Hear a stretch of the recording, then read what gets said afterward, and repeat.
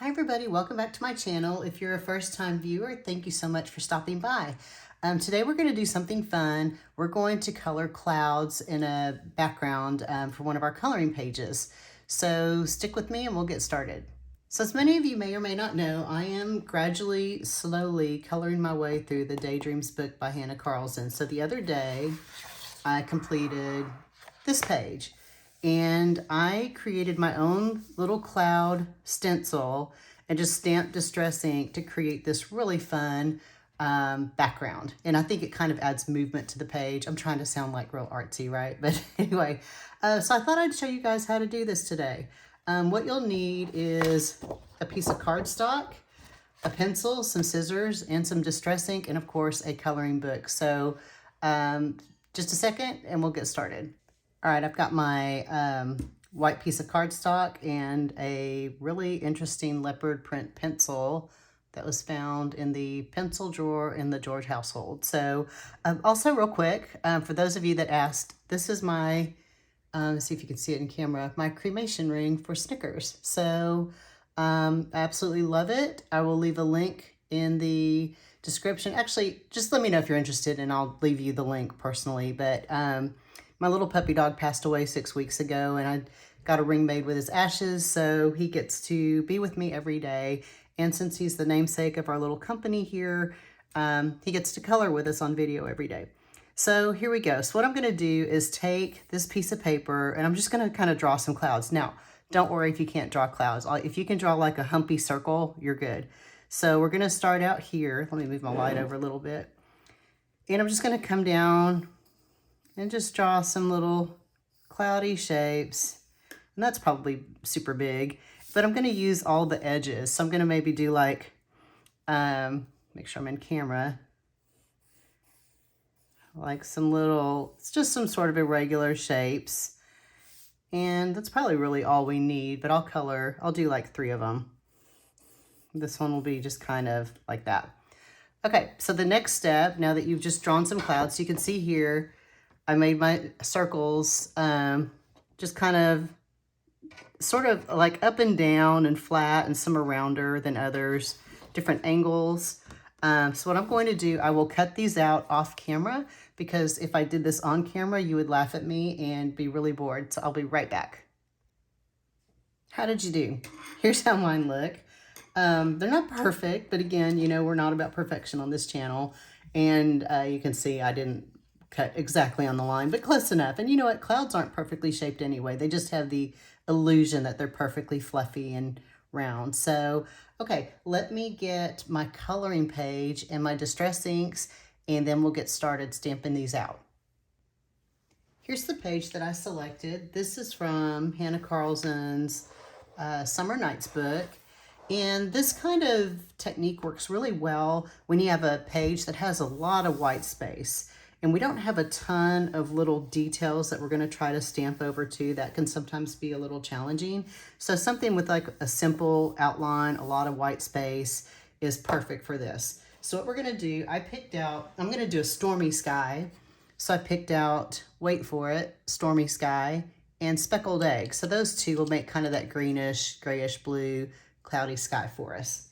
So the first thing I'm going to do is take my template and just lay it down here. Now, I will tell you one thing. When I do stamp, I'll probably stamp over the crown a little bit. I'm not going to worry about it. If you are worried about stamping over your actual design, you could there's 2 things you could do. You could get some drawing gum, which I've talked about in other videos. And I've actually demoed it in one of my Distress ink videos. But it's like a little rubbery paste it's like a liquid rubbery thing. If you think of like rubber cement back from the 70s, it's sort of like that. You can like paint it over that and it sort of masks the illustration lines, and then you can just stamp over it and peel that up after you're done. Or if you're like me and you get lazy, you could just stamp over it, which gives you an opportunity to color this in with a darker color. So pick your poison. All right, so let's get started. So I'm going to start out with the Speckled Egg, which is lighter. So again, when we use Distress ink, I get the more rounded dome shape sponges for my applicator and just rub, rub. And I'm going to be sort of gentle as I apply this. I don't want it to be too saturated, so we're just going to come in. I'm going to start with a circular motion on the actual stencil itself. Just get some color down.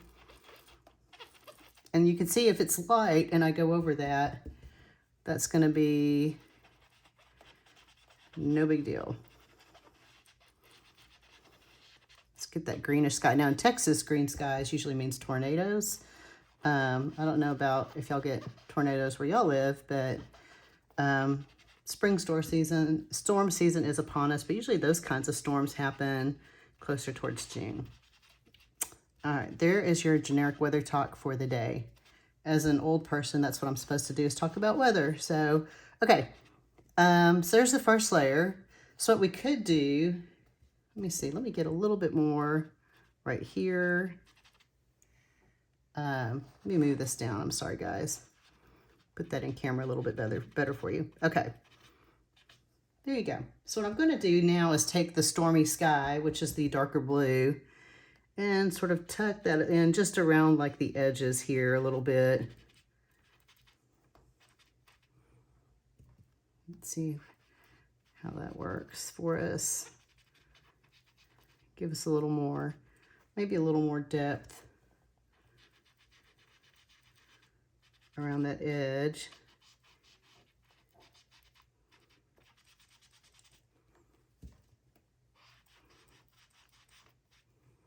Oh, having trouble getting ink on this stamp today. All right, whoops, and there we go. A little too much there. That's usually how it goes, right? So now I'm going to come back with the Speckled Egg and sort of blend that out, smooth it out just a little bit. Okay. See what we can do there. Okay. Good enough. All right, so now we're going to remove this template. So there you go. Isn't that cool looking? So this is where you can have fun. We cut out 3 templates, so we would have different designs, and you can angle them and do different things with them. So I'm going to take this next one here. Maybe do it like that. Okay. So again, I'll start out with the Speckled Egg. And go a little lighter up here. And if you accidentally overlap, don't worry about that. Clouds, like I said, aren't perfect. And it's just the illusion that we're trying to create, right? So come in with the Stormy Sky. Right down there at the edge.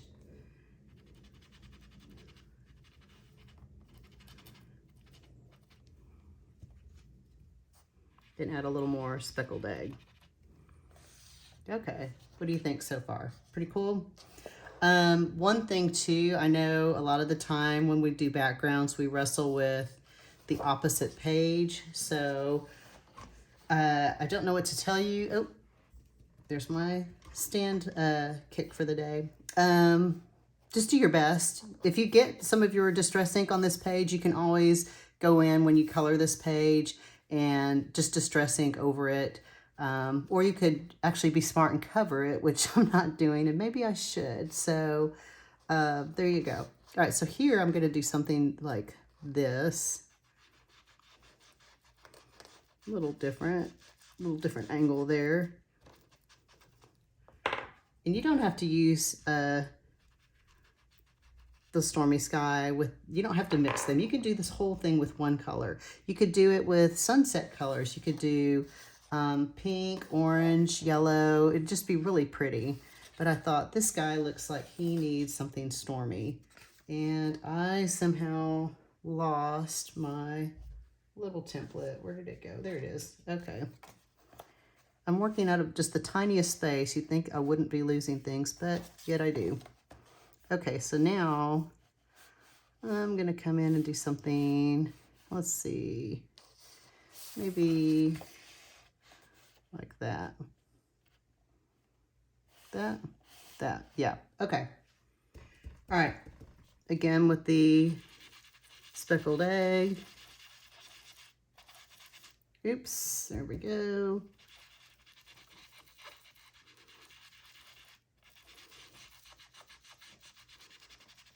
All right, and then some darker Stormy Sky down at the bottom. And just so y'all know, I am working on the tutorial for how I pick my colors for my coloring pages.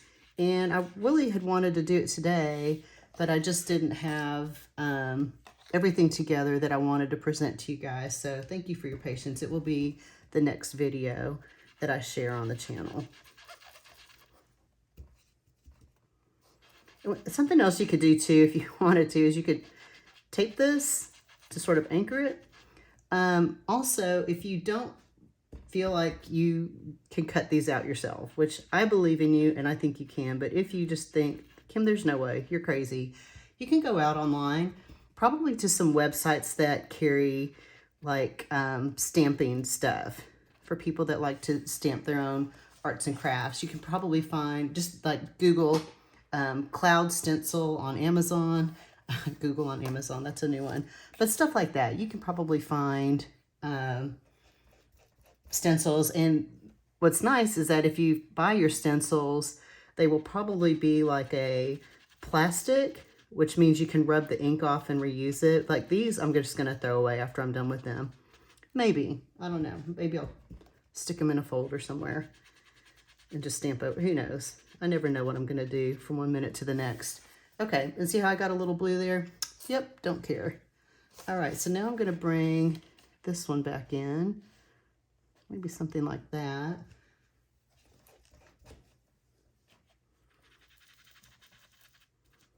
All right. Okay, so what I'll do now, I will speed up the process on camera and do the rest of this for you, and then I'll come back.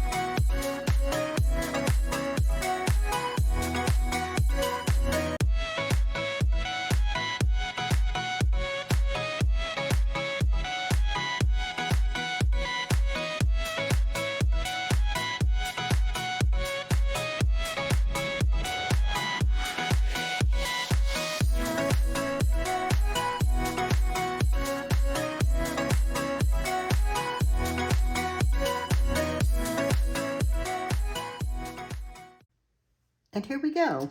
What do y'all think? That's pretty cool, right? And it is super easy.